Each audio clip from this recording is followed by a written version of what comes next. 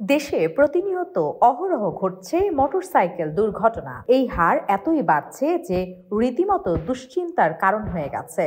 দুর্ঘটনা কমাতে নানা প্রচারণা চালানো, এমনকি জরিমানা করেও থামানো যাচ্ছে না। বাংলাদেশে একটা কথা হরহামেশাই বলতে চাই যে আমাদের দেশে জীবনের নিরাপত্তা নেই। তবে জীবনের নিরাপত্তার দায়িত্ব কি শুধুই প্রশাসনের, নাকি নিজেদেরও সচেতনতা অবলম্বন করা খুব জরুরি? দর্শক, বিগত কিছুদিন যাবৎ দেখা যাচ্ছে যে রাইডাররা বাইক শেয়ার করছে, তবে তারা কিন্তু যাত্রীদের হেলমেট দিচ্ছে না। এতে সাধারণ যাত্রীদের জীবন ঝুঁকির মধ্যে পড়ে গেছে।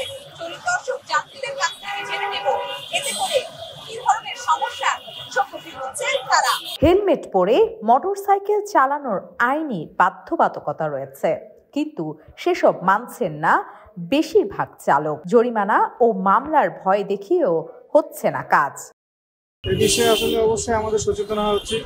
হেলমেট নিয়ে এবং বাইক চালানো উচিত এবং সতর্কভাবে যে সিগন্যালগুলো আছে সেই সিগন্যালগুলো আমাদের অবশ্যই মানা উচিত। তাহলে আমাদের যে যানজটের প্রবলেমটা হয় সেটা আমরা পাবো। বাংলা মোটর মোড়ে দায়িত্ব পালন করছেন ইন্সপেক্টর সংগ্রাম দেবনাথ। ঢাকা টাইমসকে তিনি বলেন,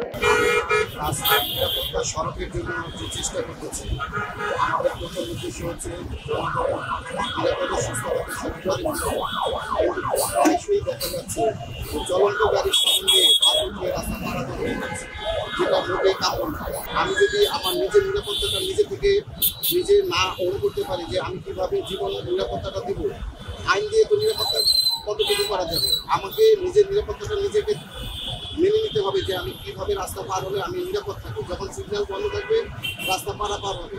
আমাদের ফুটওভার ব্রিজ থাকা সত্ত্বেও জনগণ ফুটওভার ব্রিজ ব্যবহার করছে না, হেলমেট ব্যবহার করছে না। অনেক ক্ষেত্রে ফ্যামিলির লোকজন নিয়ে একসাথে 3-4 জন যাচ্ছে। এগুলো নিরাপত্তাটা নিজ থেকে আগে নিতে হবে।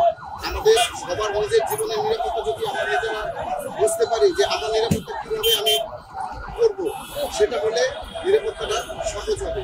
যাত্রী এবং চালক উভয়কে নিজেকে সচেতন হতে হবে যে আমাদের জীবনের নিরাপত্তাটা আমরা নিব।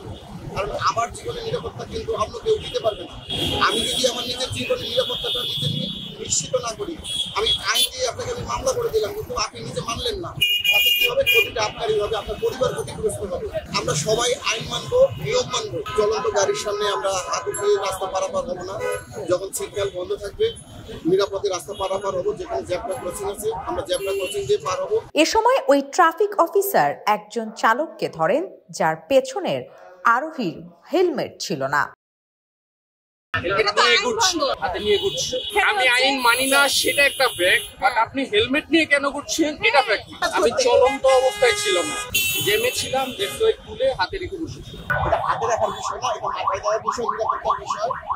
আপনার নিরাপত্তা যদি আপনি নিজে মানেন, আপনি মামলা করে শুধু মামলা করলে আপনার হবে না, এবং আপনাকে একটা কোয়ালিটিফুল হেলমেট ইউজ করতে হবে। আবার অধিকাংশ বাইক রাইডারদের দেখা যায় সস্তা হেলমেট ব্যবহার করতে, যা একেবারেই ব্যবহারের অযোগ্য। হেলমেটটা আসলে নিজের সেফটির জন্য বিশেষ দরকার। এটা তো যা যা সমর্থন কিনে ভালোটা ভালো মান,